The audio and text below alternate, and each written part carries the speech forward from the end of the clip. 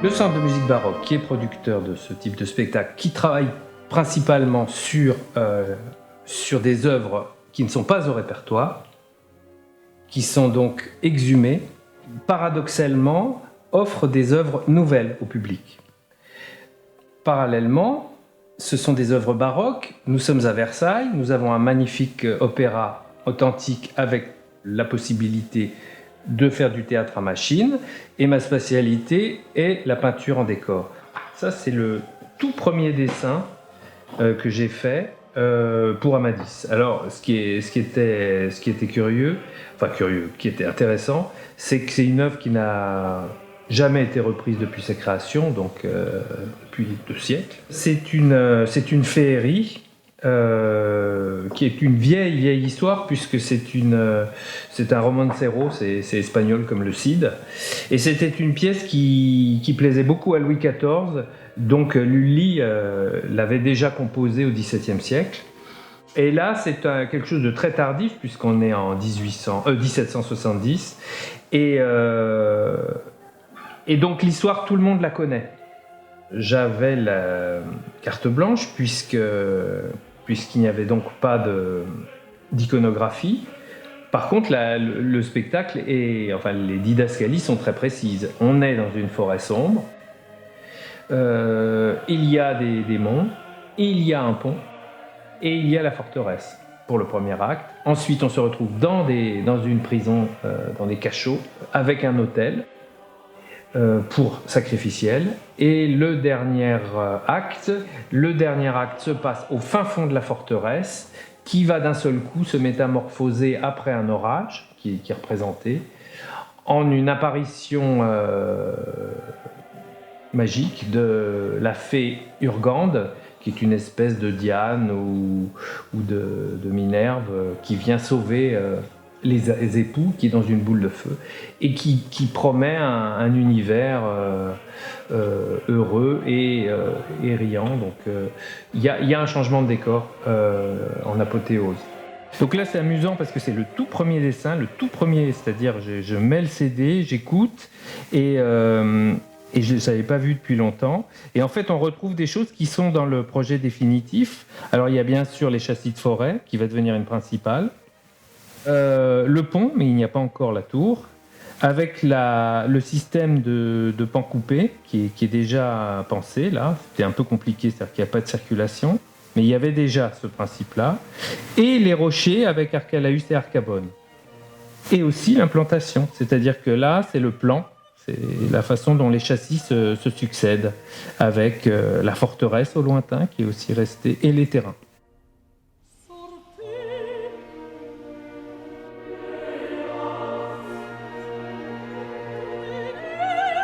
Donc ça, c'est la deuxième étape, c'est-à-dire que j'en ai déjà parlé avec le metteur en scène, je lui ai présenté les dessins précédents. Et là, je suis parti, alors là c'est tout simple, hein, c'est un jus de sépia et des accents de gouache pour faire la lumière. Là, il y a déjà les ombres, la lumière, la figuration du sol baroque, c'est-à-dire qui n'est pas traité, c'est toujours le sol du théâtre. Et déjà le principe de plan. 1, 2, 3, 4. Ce qui va devenir assez vite la maquette volume, c'est-à-dire que je vais scanner ce document, et je vais le découper et je vais installer dans la boîte ces éléments-là. Alors on trouve aussi le pont. Donc le pont, maintenant, la tour est apparue parce que c'était important d'avoir un élément fort, et ça permettait de signaler que ce pont, c'est déjà la forteresse qui commence. Une façon de mettre en communication ce châssis, qui n'est pas très loin dans les faits, il est 5 mètres plus loin, mais il est à une échelle bien moindre, ce qui fait que le fait de rapporter de l'architecture ici, quasiment grandeur nature, parce qu'en fait c'est un châssis qui n'est pas très grand, donc un personnage est grand comme ça, donc on est presque dans l'architecture du Moyen-Âge. Mais l'idée dans le décor fin, c'est du trompe-l'œil, c'est d'amorcer de commencer à justifier les différences d'échelle. Donc là, on a le pan incliné. Là, on a quasiment le décor qui sera réalisé.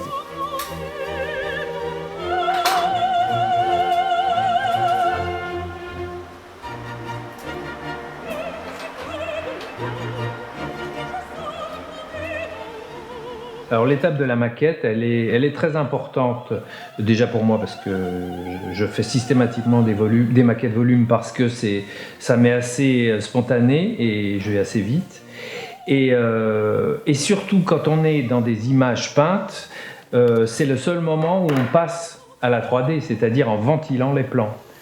Et ce qui est déjà plus ou moins représenté dans les dessins.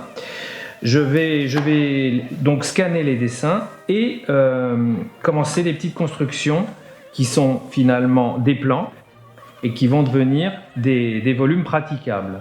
Finalement, cette maquette en plus va beaucoup évoluer, c'est-à-dire qu'au début je vais me contenter de la voir graphique, c'est-à-dire en valeur, en noir et blanc, juste pour voir les répartitions de masse, les silhouettes et la profondeur, les effets de perspective. Une fois ceci réglé, je peux commencer à faire les aquarelles définitives et ça va être beaucoup plus un rapport de couleur, de dégradation des tons pour donner une sensation de profondeur. La deuxième, c'est que je vais travailler avec des peintres qui vont devoir agrandir une image. Donc cette image faisant en moyenne 10 mètres par 20, il faut avoir une espèce de carte de géographie extrêmement précise qui va permettre de réaliser dans un temps relativement court, pour des raisons et financières et même de production.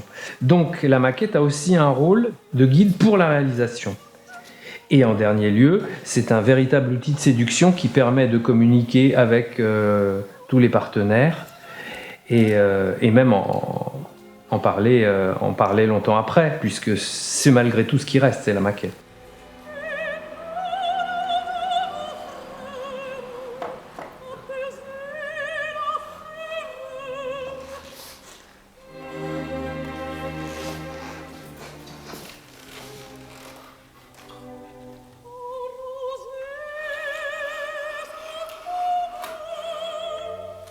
Donc la précision de cette maquette va permettre la réalisation 33 fois plus grand, puisqu'on est au 1/33e qui est l'échelle traditionnelle au théâtre, puisque c'est quand même une toile qui fait 13 mètres par 11.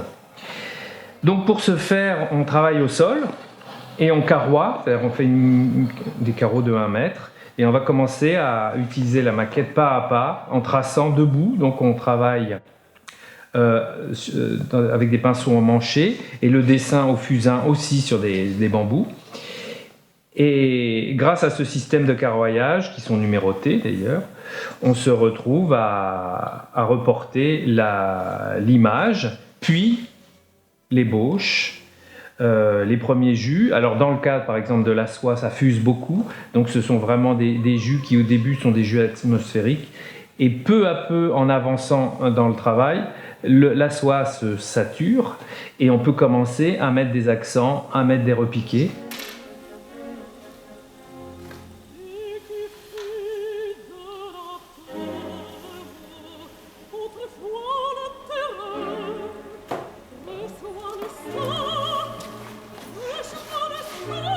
Une gloire, alors ça c'est la grande tradition de l'opéra baroque depuis le XVIIe. Donc ça c'est même une des dernières gloires qu'il y aura dans les opéras, puisqu'après on passe au romantisme.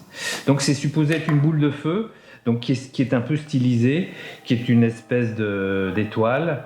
Et donc ça c'est un élément qui va descendre des cintres et qui va donner le côté merveilleux, et surtout par rapport à l'ensemble du décor qui est assez dans les terres, dans les tons pierre ou dans les tons froids, c'est la première couleur chaude du spectacle qui sera de toute façon accompagnée par le pongé de soie qui tombe derrière et qui apporte cette espèce de monde positif. Donc elle a la fonction de représenter la divinité, de représenter aussi la machinerie, et finalement elle ponctue par la couleur le spectacle pour donner un dénouement heureux.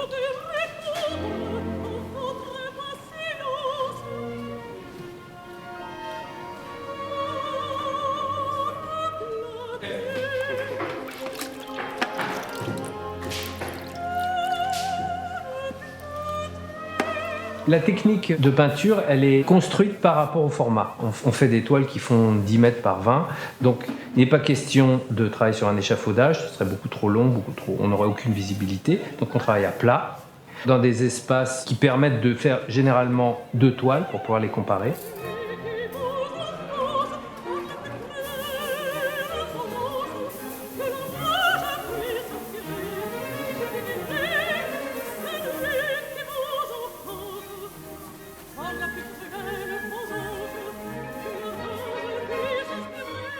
Si bien qu'on est obligé de monter dans les fermes de l'atelier pour prendre un recul relativement objectif, c'est-à-dire avoir une distance tout simplement par rapport au format, puisque notre pinceau visuel étant trop fermé, on ne peut pas embrasser la totalité du support. Donc on se retrouve à devoir monter. On utilise aussi l'appareil photo grand angle pour pouvoir regarder notre image, qu'on ne découvrira finalement que sur le plateau au moment où elle est dressée. Et là, il n'est plus question de la retoucher puisqu'on n'est plus en atelier.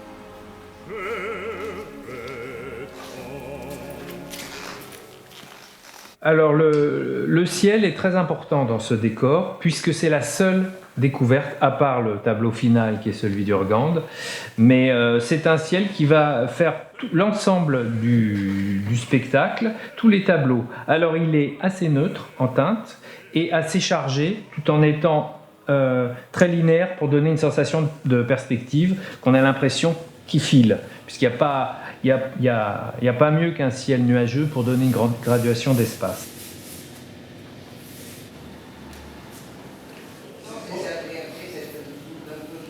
Comme il y a toutes les couleurs. Alors ce ciel est donc très grand, il fait 17 mètres par 11.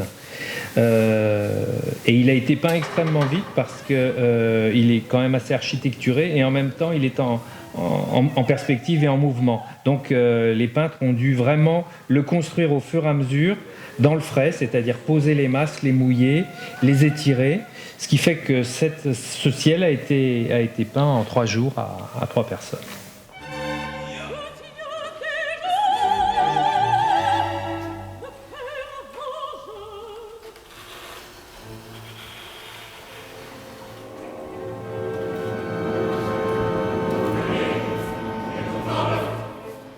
On travaille avec des pinceaux qui nous permettent d'être debout, et c'est très important d'être debout, en dehors du fait qu'on préserve notre dos, c'est qu'on est déjà dans un rapport de recul, puisque au minimum au théâtre, le premier spectateur est à 10 mètres de la première peinture. Donc là, de notre hauteur, on va déjà avoir une touche synthétique. Bien sûr, la touche synthétique est plus rapide à poser, mais surtout, elle est beaucoup plus éloquente. Il m'est arrivé de voir des décors extrêmement finis, extrêmement détaillés, qui deviennent gris au lointain. Donc on a une touche synthétique un peu grossière qui va répondre et qui va donner cette espèce de réalisme et de scintillement.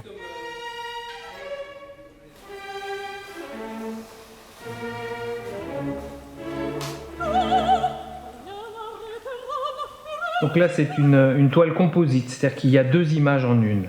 Donc là, j'ai peint une des images, sauf que c'est composé de deux supports, c'est-à-dire que l'architecture est peinte sur toile, qui va être découpée, par-dessus est marouflé un tulle sur lequel sera peint le ciel orageux, qui fera que, au début de l'acte 3, on a l'architecture avec le ciel initial qui aura fait tout le spectacle, et par un système de balance de lumière, on va se retrouver à faire apparaître le tulle en éteignant donc la lumière qui se trouve derrière, et on peut faire venir l'orage avec l'avantage supplémentaire de pouvoir faire luire des éclairs en envoyant des projecteurs derrière. T'es prêt?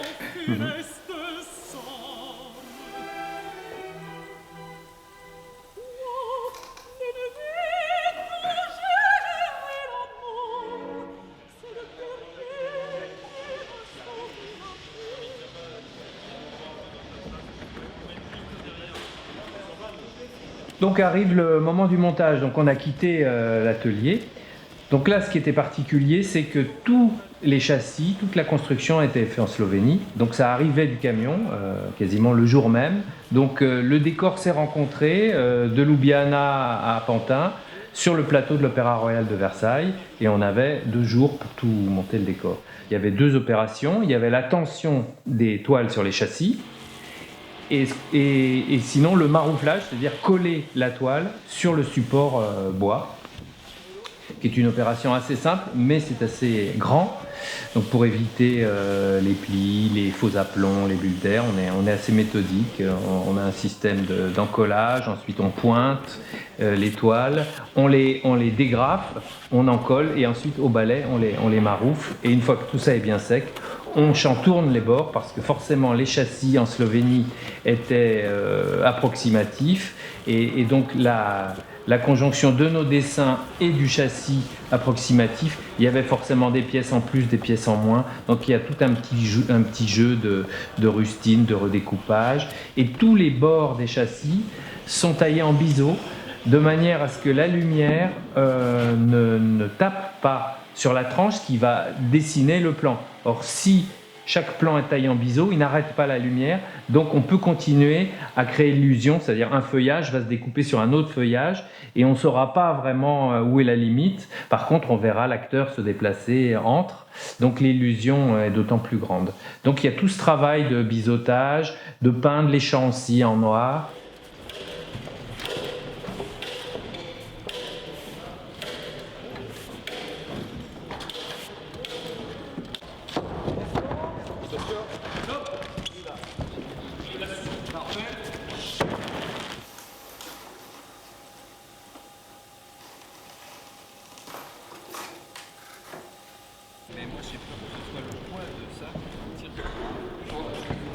On va charger la carotte, s'il vous plaît, avec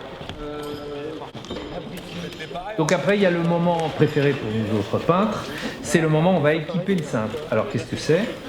On charge les porteuses, on va moêter l'ensemble des toiles et les cintriers vont les envoyer.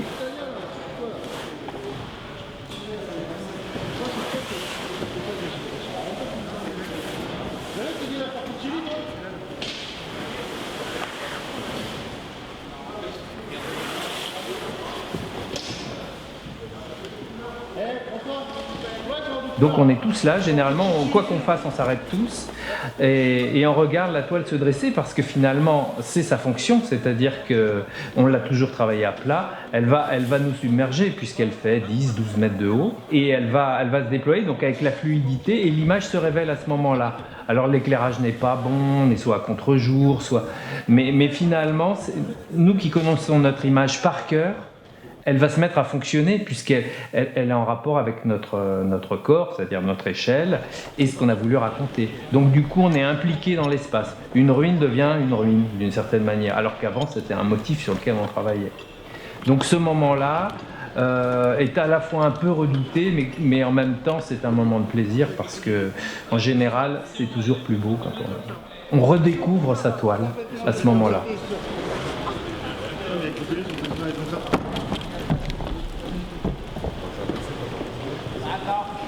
Nico, c'est quoi la porte derrière? La porte est juste derrière? Ouais.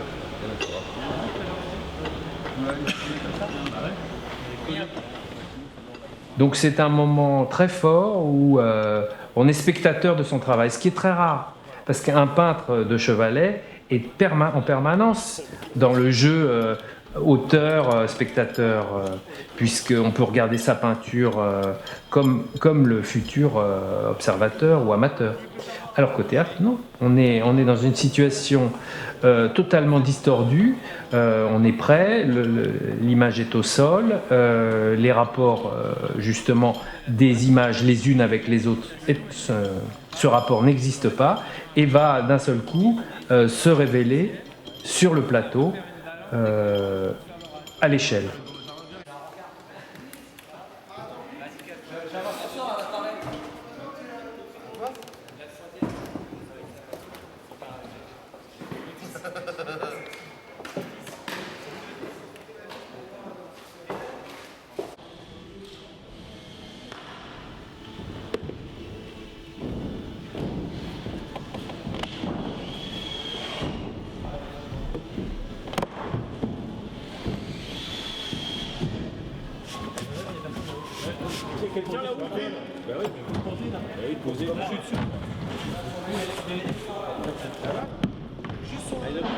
La 22, c'est la rue. Le lointain vient sur la face du deuxième plan. Voilà, c'est ça. On continue comme ça. Continue comme ça. Voilà. Il va arriver pratiquement en position. Là. Pas loin, encore. Et là, on le débute sur la face.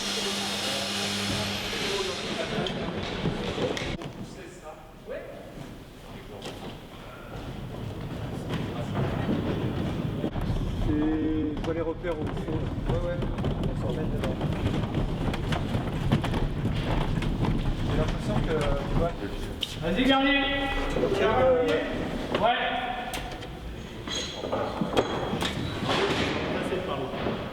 Tu fais une boucle autour. C'est mieux quand même, c'est plus droit là, non?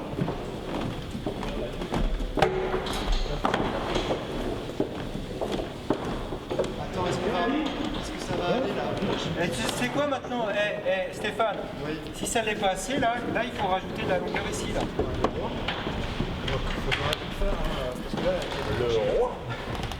Ça y est encore. Là. Attends, puisqu'on est là maintenant. Si tu veux, ça suit la pente. Il y a quoi dedans?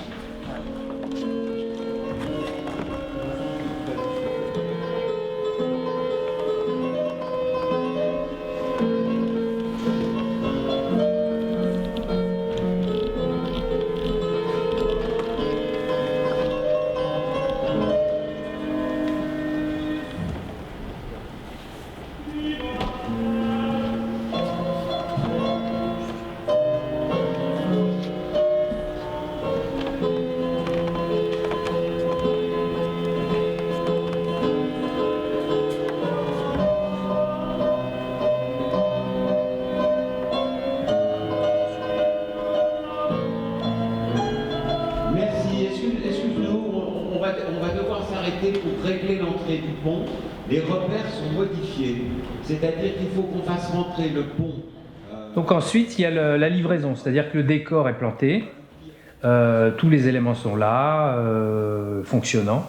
Le metteur en scène arrive et l'équipe de peintres et de constructeurs cède la place à l'équipe de machinistes et de costumiers et de régisseurs de plateau.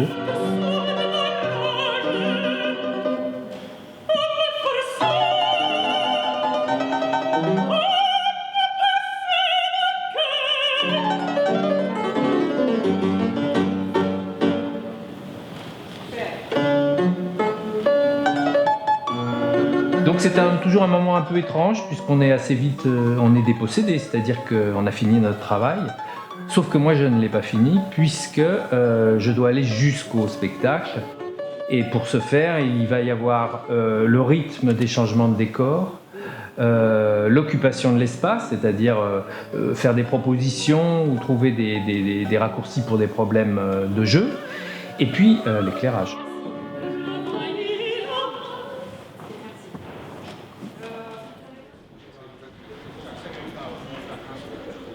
L'éclairage qui commence à ce moment-là. Alors l'éclairage a été conçu à l'avance sur plan, c'est-à-dire que le cintre, de même que nous avons équipé le cintre avec nos toiles, l'éclairagiste a équipé le cintre avec ses projecteurs de manière à éclairer non seulement le décor, mais aussi les chanteurs et les danseurs. Donc finalement, le travail du peintre disparaît au sens premier, mais finalement, il faut pouvoir porter l'idée picturale jusqu'à la fin. C'est-à-dire la façon dont les costumes s'intègrent, les passages en douceur ou au contraire surprenants de changement de décor et les ambiances colorées. Voilà, non mais très bien. Je vois pas le plafond quand même. Hein.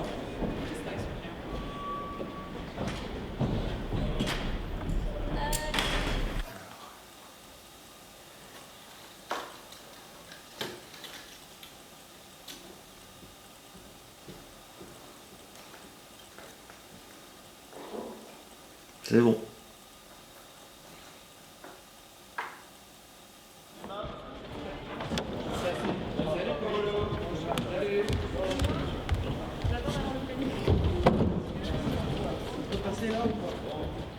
En reprenant le principe de l'historique, puisque finalement on fait un décor circonstanciel à Versailles, donc en toile peinte, châssis, guinde, cordage, histoire. Mais on est dans la féerie, et la féerie du 18e, elle a son équivalent aujourd'hui dans les superproductions Peter Jackson, Le Seigneur des Anneaux. Et on est vraiment dans le même type d'histoire. On a juste un médium qui est différent, mais le public se retrouve devant une magie qui doit raconter une histoire et qui doit être opérante. Et paradoxalement, un public contemporain voit ce qui est jugé maintenant totalement naïf dans les moyens, puisqu'on a des fils, on a des apparitions, on est sur le plan des châssis, ça peut éventuellement bouger. Mais ça crée une espèce de préhistoire de l'illusion des effets spéciaux. Et j'ai remarqué que le public avait il y a un rapport un petit peu à l'enfance, c'est-à-dire que finalement l'opéra baroque serait l'enfance du cinéma totalement technologique.